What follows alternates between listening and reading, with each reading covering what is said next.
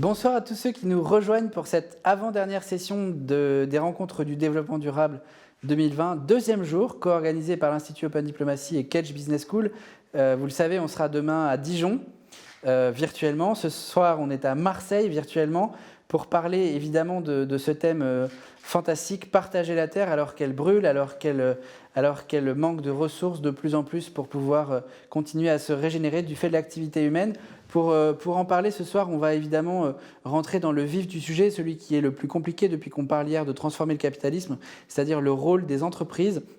Et pour en discuter, nous avons la chance d'échanger avec Alexandra Palt, directrice générale adjointe de L'Oréal, qui est l'un des partenaires bienfaiteurs de l'Institut Open Diplomacy pour ces rencontres et qui co-signe avec moi et le directeur général de Kedge Business School ce matin une tribune dans la Provence pour les amis du Sud que nous saluons, pour rappeler l'importance de travailler, protéger la biodiversité en mobilisant chacune et chacun d'entre nous. Nous sommes tous conscients de la crise climatique. La crise du vivant est encore plus grave, elle est encore plus dangereuse et il faut en prendre conscience pour pouvoir agir dès maintenant. Pour en parler de ce sujet complexe, de ce sujet sur lequel les entreprises ont un rôle majeur à jouer, je cède la parole à ma collègue Dominique Rousset, journaliste à France Culture. Bonjour à tous, bonsoir à tous. Bonsoir Alexandra Palt, vous êtes avec nous. Voilà, nous ne sommes pas en présence, mais on va pouvoir dialoguer quand même. Malheureusement, mais on ne se voit pas encore. La voici. Bonjour et bienvenue. Donc directrice, on l'a dit, responsabilité sociale environnementale, ce programme du développement durable de L'Oréal. Et vous êtes également, on va y revenir, directrice générale de la Fondation L'Oréal. C'est encore d'autres activités. L'Oréal, je le rappelle très brièvement, évidemment, entreprise très connue en France, dédiée au métier de la beauté, un portefeuille international, 36 marques différentes, complémentaires bien sûr. Un chiffre d'affaires, on va citer 2019, de près de 30 milliards d'euros et 88 000 collaborateurs dans le monde, ce qu'il faut préciser car ils sont tous concernés par ceux dont nous allons parler maintenant. Vous avez en juin 2020, c'est-à-dire après le début de la crise sanitaire, c'est un point que l'on précisera aussi, lancé un nouveau programme de développement durable, L'Oréal pour le futur, une série d'objectifs, Horizon 2030, le fameux horizon auquel on espère atteindre un chiffre raisonnable, ça n'est pas tout à fait certain, des émissions de gaz à effet de serre. Et vous accélérez, c'est votre souhait, la transformation en matière de développement durable, d'inclusion. Vous voulez vous inscrire, je reprends ce terme, dans les limites planétaires. Il n'est pas de vous, mais c'est un terme défini. C'était en 2009 par un groupe de scientifiques environnementaux.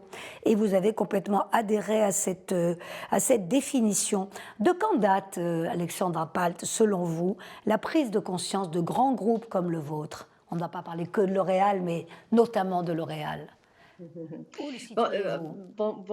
Bonsoir, bonjour à toutes et à tous. Donc, je ne vous vois toujours pas. Donc, je suis très malheureuse parce que je parle à un écran noir. Mais donc, je ne sais pas où regarder exactement. Mais j'espère que néanmoins, je pourrai partager des choses intéressantes avec vous. L'Oréal, je pense, comme toujours, on ne peut pas mettre toutes les entreprises à la même enseigne. Parce qu'il y a des entreprises qui ont pris très tôt des mesures, qui ont pris très tôt conscience des enjeux et de la nécessaire transformation. C'était notre cas parce qu'on a un PDG qui est visionnaire, qui était conscient déjà en 2012-2013 que le 21e siècle va se jouer sur deux grandes transformations pour les entreprises qui sont le digital et le développement durable. Il y a d'autres entreprises qui ont pris conscience plus tard et malheureusement, il y en a toujours certaines qui n'ont toujours pas pris conscience, je pense. Donc, ce n'est pas uniforme, mais je dirais qu'on a atteint un point de bascule où il y a une majorité quand même qui s'intéresse à la question, qui comprend qu'il faut agir. Et ce point de bascule, je le date autour de 2017 à 2018, post-COP21. La COP21, c'était pour moi la première fois que la nature du débat a un peu changé, que les gens ne disaient plus uniquement il faut protéger la planète, mais il y avait aussi quelque chose, la planète sera toujours là, certes pas dans le même état, mais peut-être l'espèce humaine ne pourra pas s'adapter. Et je pense que cette prise de conscience qui est de plus en plus forte change vraiment la donne. Oui, COP21, effectivement, une date importante. Alors depuis, bien sûr, beaucoup d'événements, dont cette crise sanitaire, nous allons forcément avoir à en parler. On va donner quelques dates, peut-être 2005. Déjà, vous avez commencé à vous engager dans la réduction des émissions de gaz à effet de serre, de la plupart, enfin, de vos usines, de vos centres de distribution aussi, je crois, de près de 80%, ce qui est un chiffre déjà significatif. Et fin 2019, je donne juste ces deux dates, vous disposiez déjà de 35 sites neutres en carbone. 35 sur combien d'ailleurs? À peu près 80. Sur 80 sites, voilà. Alors, le groupe, depuis, donc je l'ai dit, s'est fixé de nouveaux objectifs sur lesquels on va revenir maintenant. Et déjà, d'ici 2025, ce sera l'ensemble des sites qui devraient être neutres en carbone, donc sur les 80 dont vous nous parlez, avec 100% d'énergie renouvelable. Et restons maintenant sur cet horizon 2030, avec quelques questions très précises pour ce qui concerne votre groupe, qui, on le sait, fabrique notamment des cosmétiques, beaucoup d'emballages. Vous êtes obligé d'utiliser un grand nombre d'emballages en plastique. C'est la première direction. D'ici 2030, vous envisagez de les recycler, ces emballages, ou de les prendre à d'autres sources que celles qui sont nuisibles à l'environnement. C'est bien cela ? Oui, tout à fait, même si je vais peut-être expliquer un peu qu'est-ce qu'on peut faire et comment on peut le faire et comment on prévoit de le faire. Donc, vous avez tout à fait raison. Je pense que ce que nous aide aujourd'hui, c'est qu'on a commencé très tôt et qu'on a déjà des résultats à démontrer. Et bon, ça nous aide bien sûr parce que aussi auprès de nos collaborateurs pour entamer une transformation beaucoup plus radicale. Donc, on a montré les derniers 10 ans que c'était possible de réduire ces émissions CO2 dans notre activité industrielle de 80% malgré une croissance très importante et un succès économique très important. Et on parle en valeur absolue. Et donc ça pardon, fait Alexandra, pardon, je peux vous interrompre. Est-ce que ça a été coûteux ? Parce que c'est évidemment une question que se posent beaucoup d'entreprises qui ne sont pas encore engagées dans la démarche. Est-ce que ça a représenté pour vous un très gros effort ? Il faut quand même dire qu'il y a déjà un tiers de ces réductions qui viennent de l'efficacité énergétique. Donc, malheureusement, beaucoup sont encore dans cette logique-là de ressources infinies, tout est infini, déchets infinis, etc. Donc, on peut déjà énormément économiser et changer la donne en matière d'efficacité énergétique. C'était pour nous un tiers des économies. Et donc, ça veut aussi dire certes des économies CO2, mais aussi des économies argent qu'on peut réinvestir. Bien sûr, on a fait des investissements, mais nous, notre logique, c'est de dire c'est la manière de faire notre métier et donc ça rentre complètement dans le quotidien de nos investissements prévus.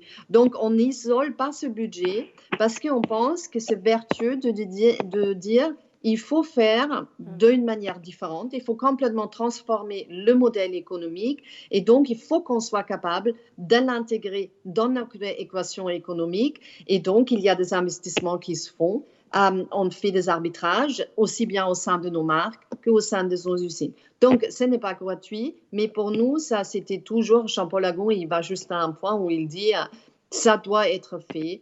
Donc, peu importe ce que ça coûte, on doit le faire. Je pense que ça, c'est important, peut-être parce que ça montre aussi le volet visionnaire, parce que Jean-Paul Agon, c'est quand même un PDG qui a amené L'Oréal très, très loin en termes de succès économique. Donc, ça montre sa conviction aussi de dire on ne pourra pas faire... on ne pourrait pas être une entreprise qui a du succès demain sans cet engagement-là. Donc, il ne croit plus du tout, et tous nos dirigeants, collectivement, on ne croit plus du tout que si on fait demain comme on a fait hier, qu'on aura toujours du succès et que ce modèle-là sera aussi économiquement pour nous pas durable. Et donc, ça se fait qu'aujourd'hui, certes, on fait des investissements, mais on ne le considère pas comme un coût, comme un sacrifice, mais vraiment comme un investissement sur l'avenir. Vous venez de dire, Alexandra Pal, tous nos dirigeants l'ont bien compris, donc on sait que c'est un groupe très important et surtout qui est dans beaucoup de pays du monde. Est-ce que justement, on va revenir peut-être sur les aspects pratiques après, des emballages, du packaging, mais au niveau du management, est-ce que ça a été difficile et comment avez-vous fait pour entraîner avec vous les dirigeants, comme vous dites ? Je pense qu'il y avait bien sûr une phase de prise de conscience. Donc, il faut quand même dire que le ton est donné au plus haut niveau. Quand vous avez un PDG qui croit, qui a cette conviction-là, qui a cette vision-là, c'est beaucoup plus simple. Je pense que pour les directrices et directeurs développement durable qui n'ont pas ce leadership au sein de leur entreprise, c'est beaucoup plus compliqué. Moi, j'étais un peu une cheville ouvrière d'une vraie vision du PDG, de conseil d'administration et du comité exécutif qui a dit il faut mener cette transformation. Après, ça ne veut pas dire qu'on n'a jamais eu de résistance et qu'il n'y avait pas des arbitrages et de moments difficiles. Je pense que ce qu'on a fait, c'est qu'on l'a très vite intégré dans les objectifs et donc dans le bonus de nos top managers en disant ça c'est pour nous, c'est une priorité, donc vous serez évalué sur vos résultats de développement durable et ça fera partie de votre bonus. Et donc ça, bien sûr, ça a également mis ça en haut de la liste de priorités.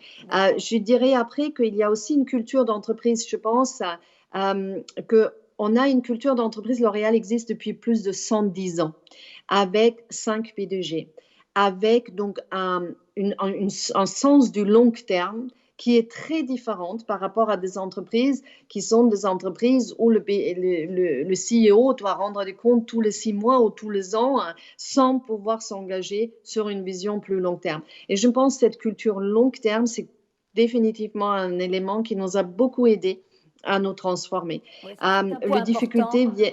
C'est un point important. Et je reviens encore justement sur ce rôle peut-être de leader que vous pouvez prendre si vous êtes plus en avance que d'autres entreprises, pour les raisons que vous dites. Quelle collaboration avec d'autres entreprises ? Je reviens sur cette question du packaging, par exemple. Est-ce que vous avez entre vous des échanges, de meilleures pratiques, de bonnes pratiques, de conseils ? Comment est-ce que ça se passe ? Vous travaillez avec d'autres responsables RSE ? Oui, bon, peut-être pour commencer, ce qu'on a dit pour nous, une manière de l'intégrer vraiment au cœur de notre métier, parce qu'une entreprise est sérieuse sur le développement durable uniquement quand ça vraiment touche le produit et service qu'elle vend. Donc, ça doit être au cœur. Donc, nous, en 2013, on a dit, on va améliorer le profil environnemental de tous les produits qu'on met sur le marché. Et pour cela, on a donc élaboré une méthode avec des scientifiques, avec les meilleurs experts de l'analyse de cycle de vie du monde entier, qui est un outil d'éco-conception qui est au cœur de notre processus de développement aujourd'hui. Et on a dit, chaque fois, on améliore notre empreinte environnementale. Et maintenant, il y a bien sûr des personnes qui peuvent dire, oui, mais c'est incrémental, c'est des améliorations, c'est pas disruptif et on a besoin de la disruption. Tout ça, c'est juste, mais ce que ça a permis à L'Oréal, c'est qu'aujourd'hui, on n'a pas un développeur, pas un marketeur. Donc, tous ceux qui travaillent sur nos produits et ce qu'on va vendre sont biberonnés au développement durable. Ils savent exactement comment on crée un packaging plus durable, comment on réduit la matière, comment on change la matière, etc. Cette méthode-là, on l'a partagée, donc cet outil d'éco-conception et ces méthodes d'éco-conception sur le packaging, on le partage en effet dans le cadre d'un groupe de travail avec nos compétiteurs et d'autres entreprises de la cosmétique. Ce groupe de travail s'appelle Space, c'était créé avec Conti. C'est un groupe donc qui échange sur l'éco-conception et où on est capable de partager notre méthodologie, mais on partage également la méthodologie de tout notre outil d'éco-conception. Maintenant, cet outil nous a permis, en 2020, donc, on le voit très clairement, c'est que Jean-Paul Lagon, il avait dit en 2013, jusqu'à maintenant, je vous ai demandé de faire des produits qui ont une bonne performance économique et une bonne performance cosmétique. Maintenant, vous allez ajouter un troisième paradigme qui est la performance responsable. Maintenant, chacun prend en compte ces 3 périmètres dans le développement de produits. Mais ce qu'on voit, que ce changement de culture a aussi amené, maintenant, on arrive à des disruptions à des innovations plus disruptives. Donc, par exemple, on fait, pour revenir sur la question des packaging, vous avez tout à fait raison, c'est une des grandes questions qu'on doit résoudre, sur laquelle on doit travailler. C'est-à-dire que c'est très visible pour nous, clients et clientes. Ce sont comme on le sait, des produits cosmétiques pour la plupart, des produits pour les cheveux, des produits qui sont utilisés très couramment, qui se trouvent dans la plupart des foyers. Donc c'est immédiatement perceptible. Et pour ça, je crois que vous donnez des notes. Il y a une échelle de notes. Peut-être vous pouvez nous expliquer un peu la méthode ? Absolument. Donc, cet outil d'éco-conception a été transformé, parce que c'est très technique. Il y a énormément de données scientifiques donc, sur l'empreinte environnementale de chaque produit. Donc, ces données scientifiques ne disent rien au grand public, même pour moi, difficile à comprendre quelquefois. Donc, il fallait une manière de le transformer en quelque chose qui parle aux consommateurs. Et là, de nouveau, on a travaillé avec des scientifiques, avec des experts de l'affichage environnemental.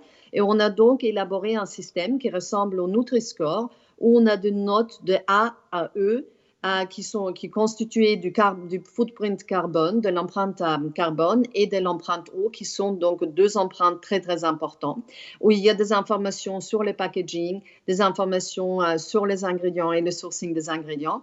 Et bien sûr, on est transparent donc, sur l'empreinte environnementale. Donc, on a des notes qui sont très bonnes en A, comme on a de notes qui sont mauvaises en E, parce que c'est un produit qui a encore une empreinte environnementale qu'il faut améliorer. Et donc ça, on est en phase pilote sur la marque Garnier, c'est tout le produit pour le cheveu en France. Donc c'est affiché sur le site internet, donc sur l'information produit de chaque produit cheveux de Garnier en France. Et on invite donc le consommateur à y aller, la consommatrice à y aller, à regarder et à se renseigner. On a prévu de déployer cet affichage environnemental sur l'ensemble de nos produits, l'ensemble de nos marques, et ce, partout dans le monde au fur et à mesure. Parce qu'on croit que la transparence... Pardon, on peut donner... Excusez-moi, je suis obligée de chevaucher, on ne se voit pas. À quelle échéance, par exemple? Vous dites que ça a commencé en France avec les produits pour les cheveux. Vous pensez que ça peut être mis en place assez rapidement? On espère, pour les produits cheveux, c'est un des produits, on fait ça aussi un peu en fonction de l'impact environnemental. Oui. Donc, par exemple, le produit, tout ce qui est shampoing, gel douche, etc., sont des produits impactants par l'utilisation d'eau chaude dans la salle de bain. Parce que ce qu'on ne sait pas, c'est que des produits cosmétiques en soi ne sont pas des produits très polluants. Ce qui ajoute au footprint, à l'empreinte environnementale beaucoup, c'est l'utilisation de l'eau chaude dans la salle de bain parce qu'on utilise de l'énergie pour chauffer de l'eau et ça, c'est égal émission carbone. Par exemple, pour un shampoing ou un gel douche, c'est 80% de l'empreinte environnementale.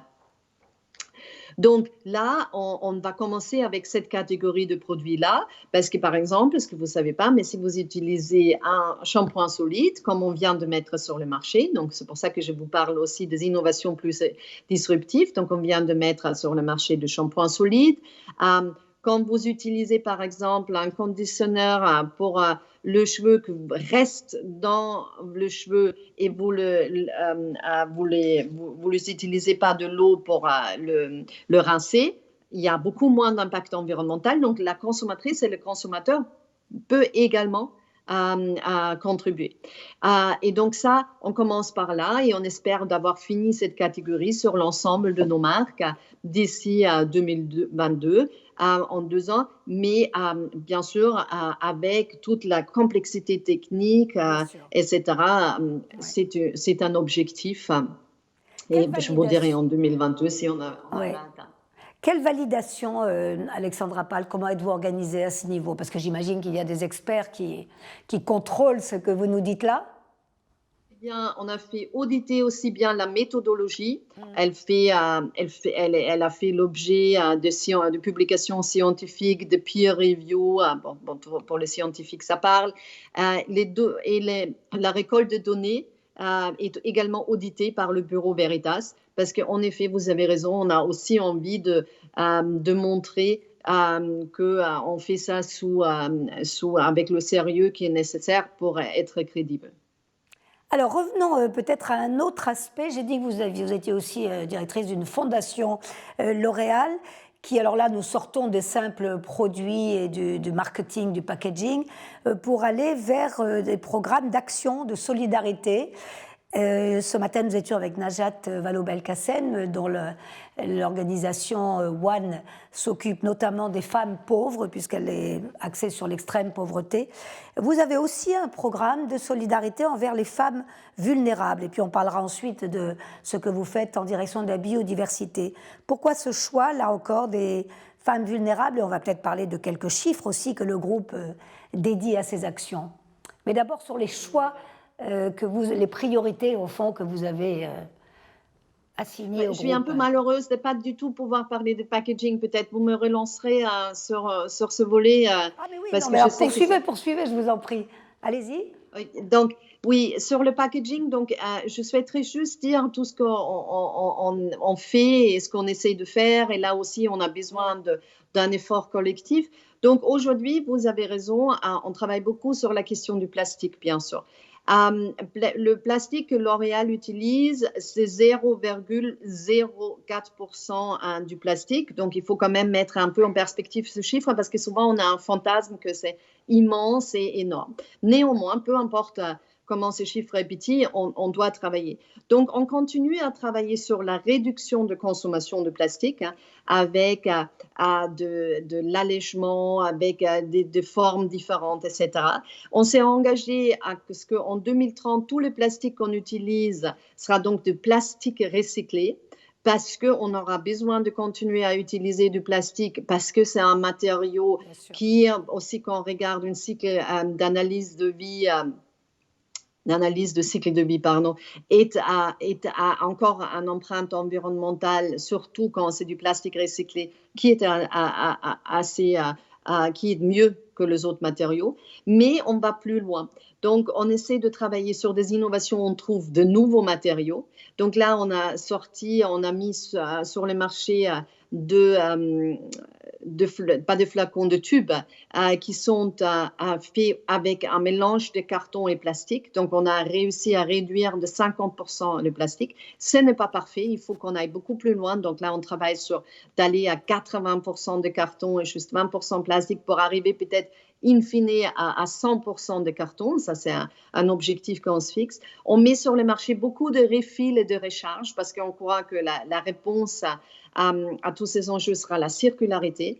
On travaille aussi sur des innovations comme donc le shampoing solide et on investit dans des entreprises qui travaillent sur de nouvelles méthodes de recyclage pour pouvoir infiniment recycler donc le plastique, ce qui n'est pas encore le cas aujourd'hui. Donc, vous voyez qu'on a vraiment des actions très, très variées. On n'a pas de réponse pour tout à l'heure actuelle, mais en 2030, en 2025, on est déjà à 50% de plastique recyclé pour l'ensemble de notre consommation plastique et en 2030, on sera à 100%. Idéalement.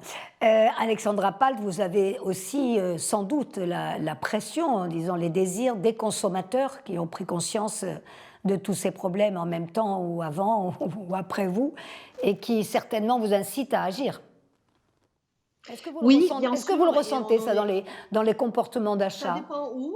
Ça dépend où. Je pense que, et je l'espère, que les comportements de consommation plus engagés, etc., vont se répandre. Pour l'instant, bien sûr, c'est une prise de conscience française, européenne, de certains publics aux États-Unis. Ce n'est pas le cas mondialement. Pour nous, en revanche, ça ne sera pas un argument pour faire moins ou pour mettre des produits moins sustainable, moins durables sur le marché dans d'autres géographies. Maintenant, ce qui est un enjeu aussi, c'est la consommatrice et le consommateur qui changent de comportement. Parce que c'est vrai, quand vous demandez dans des études d'opinion aux consommateurs, tout le monde dit moi, je veux acheter du durable, du responsable, je suis prêt à dépenser plus, je regarde ça.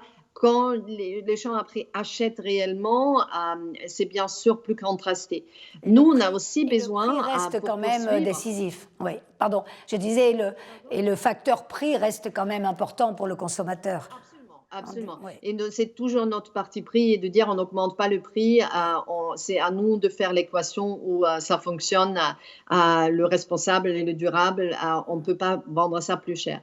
Maintenant, notre enjeu, c'est que la consommatrice et le consommateur changent de comportement aussi et fait plus de refill, fait plus de recharge, adopte les crèmes rechargeables, adopte le shampoing solide, adopte donc des comportements différents de consommation. Donc, c'est une transformation de la société qu'on doit mener ensemble, où nous, on veut pleinement assumer notre part, on veut même aller un peu plus vite, mais on ne peut pas complètement décrocher. Donc, il faut quand même que le consommateur et la consommatrice va un peu avec nous pour donc arriver à ce changement.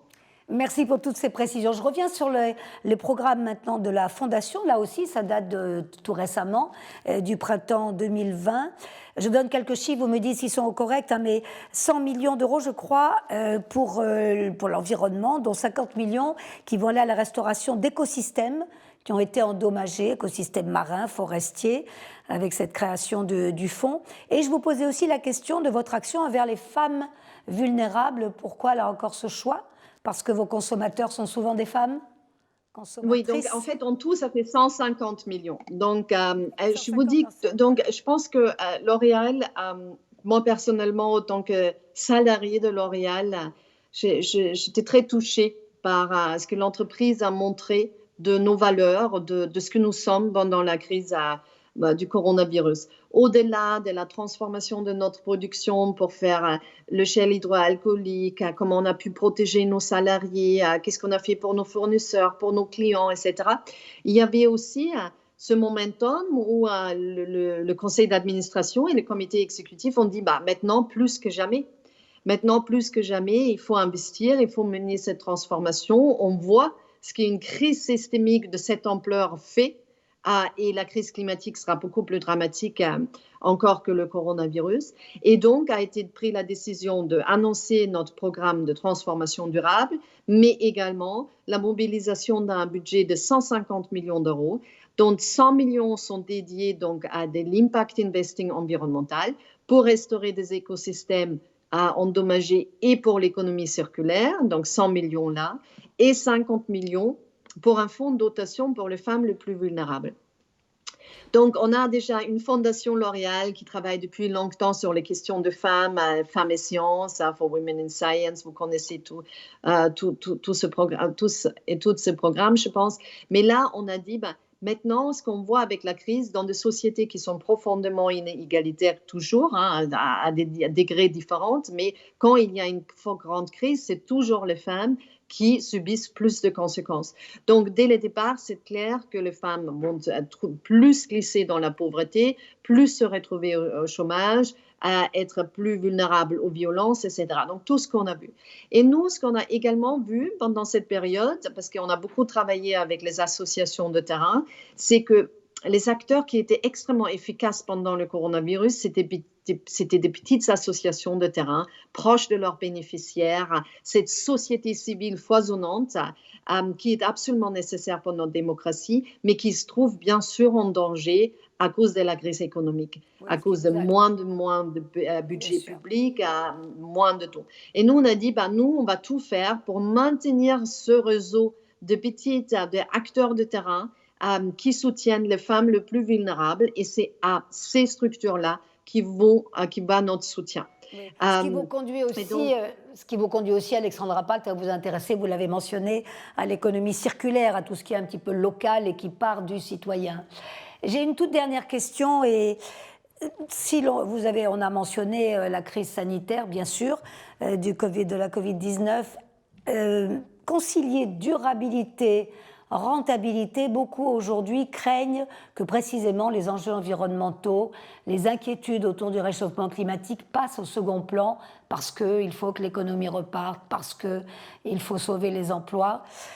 Comme d'autres, j'imagine qu'on se pose ces questions à L'Oréal. Est-ce que vous ne sentez pas tout de même que ces programmes de développement durable, chez vous et chez d'autres, sont menacés, ou pour le dire autrement, comment les défendre maintenant? Chez nous, non, parce que donc, vous avez vu, on a fait le choix inverse. On a mobilisé plus de budget, on a pris des engagements encore plus ambitieux. Chez nous, je pense vraiment qu'on arrive à un stade de maturité. Tout le monde a compris que cette crise-là, elle était juste annonciatrice de crises beaucoup plus systémiques et beaucoup plus graves et beaucoup plus impactantes, et que cette transition avec une adaptation, bien sûr, est absolument nécessaire. Parce que ce que les gens oublient, et je n'ai pas l'impression, je trouve quand même que c'est toujours insuffisant, mais l'Europe a quand même pris un point de vue très fort sur ces questions. Et je comprends que le militant, parce que je me considère moi-même comme une militante, on est toujours mécontent, on veut toujours plus, mais l'Europe a quand même pris, contrairement à d'autres, un point de vue très fort. Moi, je pense que aujourd'hui, les gens, ils sont juste naïfs, parce qu'on a toujours reproché la naïveté aux militants. Hein. Moi, depuis que je milite, depuis 30 ans, 35 ans, on me dit que je suis naïve. Aujourd'hui, on voit quand même que la naïveté, elle est un peu ailleurs. La naïveté, c'est de croire qu'une entreprise peut évoluer dans une société qui est dans une crise systémique, qui se désintègre, qui ne fonctionne pas, où il y a des catastrophes naturelles, où il y a un bouleversement, les écosystèmes ne peuvent plus rendre leurs services, etc. L'entreprise ne peut évoluer que dans une société apaisée, et pour avoir une société apaisée, il faut un environnement qui nous permet de vivre en société. Aujourd'hui, on va dans un sens où ce n'est pas le cas. Et moi, je pense que c'est terrible en naïveté, mais aussi en bêtise. Pardon, Alexandra Pal, pour parler d'un dire plus général, on voit bien votre propre engagement et donc celui de votre fondation et de votre entreprise. Mais est-ce que, je reprends ma question peut-être un peu autrement, est-ce que c'est quand même une inquiétude pour vous, cette direction, enfin, est-ce que vous n'avez pas le sentiment tout de même que les craintes sur l'économie risquent de prendre le pas, comme on l'entend dans beaucoup de discours, sur l'écologie? Vous savez, il y a Churchill qui a dit « je suis optimiste ». Ouais. Et il y a Churchill qui a dit « je suis optimiste parce que ça semble la seule possibilité raisonnable ». Oui. Et c'est un peu ce que j'ai envie de vous dire, parce qu'à part après s'asseoir et se dire tout est perdu, il faut être optimiste. Moi, je vois quand même beaucoup d'entreprises qui se sont sérieusement engagées. Je vois aujourd'hui une prise de parole, je vois aussi des citoyens. Moi, je trouve qu'il se passe quelque chose en France, il se passe quelque chose en Europe. Si vous me demandez quand je regarde le monde s'il y a des jours où j'exaspère, oui, bien sûr. Donc l'inquiétude est là, mais cette inquiétude, elle doit mener à l'action. Elle doit être un empowerment pour agir, parce qu'on ne peut pas se permettre une autre option, je pense. C'est mieux de terminer sur cette note plus optimiste. Merci infiniment, Alexandra Palt. Merci pour cet échange. Bonne soirée à vous. Merci Dominique, merci Alexandra pour ces mots, je pense, très empreints de sagesse et en même temps d'optimisme. Alexandra a parlé du besoin impérieux d'une société apaisée, et on voit avec toutes les études d'opinion qu'on a conduites pour les rencontres du développement durable qu'effectivement la société française est extrêmement tendue autour de cette transition écologique et solidaire, qu'elle est très polarisée, et en particulier qu'il y a un fossé générationnel majeur qui est en train de se créer. C'est pourquoi tout au long de ces rencontres du développement durable, nous avons décidé de donner la parole à des jeunes engagés, des jeunes que l'Institut Open Diplomacy a recrutés, accompagnés, formés dans le cadre de sa mission d'envoyer des jeunes participer aux travaux du G20 et du G7. Et je voudrais donner tout de suite la parole à Audrey Fontaine. Audrey Fontaine est une jeune femme d'une trentaine d'années qui a représenté les couleurs de la France au mois de juin au G7, présidé par les États-Unis. Audrey, est-ce que tu pourrais nous partager les convictions que tu as défendues et qui, évidemment, ont un rapport avec cette problématique du développement durable? Bonjour tout le monde, j'espère que vous m'entendez bien. Du coup, juste peut-être pour faire un lien avec ce qu'Alexandra Platz vient de dire, je tiens quand même à saluer ce que L'Oréal fait, et surtout la partie où ils ont mis vraiment l'accent sur incorporer les enjeux de développement durable dans leur plan stratégique. Et ça, c'est vraiment quelque chose que les jeunes demandent au niveau national et puis au niveau mondial. Donc, ce qu'on a pu avoir comme discussion au sein du groupe du Y7, c'est de se rendre compte que, notamment en ce moment, on a des problèmes, que ce soit sur le plan de la santé, du climat, de la biodiversité, aussi numérique, aussi sur le plan de certaines organisations politiques. Et enfin, en tout cas, sur le plan du climat et de la biodiversité, ce sont des choses qui sont du bien commun, que les générations d'avant ont probablement considéré comme quelque chose d'acquis, qu'on aurait toute notre vie. Et nous, on se rend bien compte que ce ne sera pas le cas, qu'il est temps de faire quelque chose pour les protéger et que c'est vraiment là qu'est la place des jeunes. Donc, dans les différentes choses qu'on a apportées, on a quelques valeurs qu'on a essayé de crier haut et fort. Donc, bien sûr, il y a celle de l'égalité. Tout à l'heure, Alexandra Platz parlait de la place des femmes et que c'était celle qui allait être le plus atteinte par la crise. Donc, c'est vrai, de résoudre les inégalités femmes-hommes, c'est un point important pour nous. Les valeurs de la solidarité ont aussi été portées et les valeurs de multilatéralisme et de collaboration. Alors, collaboration, effectivement, au niveau international, donc le multilatéralisme qui doit être transparent et inclusif. Donc, on parle des États, on parle des organisations internationales, mais aussi d'autres acteurs du type les collectivités, les acteurs privés, les entreprises, la jeunesse. Et donc, tout à l'heure, j'étais très contente d'entendre Alexandra Platz qui disait qu'ils partageaient leurs innovations. Ça, c'est quelque chose de très important pour les jeunes. C'est comme ça qu'on arrivera à avancer. Et l'idée à garder vraiment, en tout cas, nous, l'idée qu'on a gardée du sommet des jeunes, c'est que peu importe ce qu'on pense pour résoudre la crise, les solutions qu'on doit mettre en place, elles doivent absolument intégrer les objectifs de développement durable. Parce que ça ne sert à rien concrètement qu'on crée des solutions qui, dans 3 ans, nous créeront des problèmes. Donc, c'est vraiment quelque chose qu'on doit garder en tête. Voilà. Est-ce que je suis à bout de mon temps ? Merci beaucoup Audrey, merci pour ces mots très justes. Je rappelle que tu étais déléguée cette année au G7 des jeunes, le Y7, qui devait se réunir à Washington et qui s'est tenu comme cette session en live, en direct. Nous, on est ici depuis Marseille, donc on navigue entre le Bangladesh hier, Genève ce matin et ce soir Marseille et Paris. Tu parlais à l'instant, Audrey, d'égalité femmes-hommes.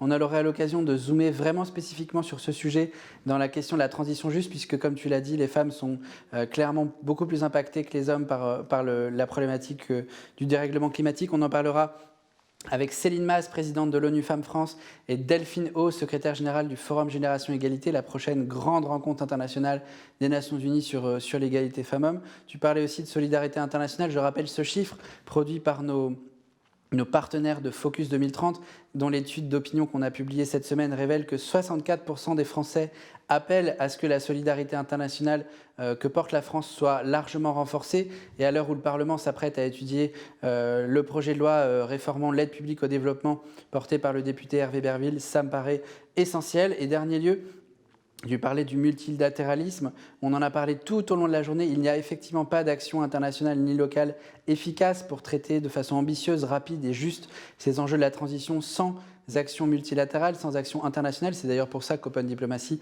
a fédéré toutes ces organisations internationales pour en parler. Et alors que l'Assemblée générale des Nations Unies se réunit en ce moment même et que les discours des chefs d'État et de gouvernement sont de plus en plus en opposition les uns des autres, il me paraît essentiel de rappeler l'importance de ce multilatéralisme fort. On termine donc cette journée, cette masterclass plutôt, avec Alexandra Palt, et merci beaucoup à Dominique Rousset, journaliste à France Culture, média partenaire des Rencontres du développement durable, d'avoir animé cet échange, et celui avec Hugo Clément et Najat Vallaud-Belkacem tout à l'heure. On va terminer cette journée co-organisée avec Kedge Business School dans un instant, avec une table ronde de clôture qui permettra de finaliser ces réflexions et de se préparer à celles qui ont lieu demain, qui auraient dû être accueillies à Dijon. Pour parler du bien-être, rendez-vous dans quelques minutes pour la dernière partie de cette deuxième journée des Rencontres du développement durable.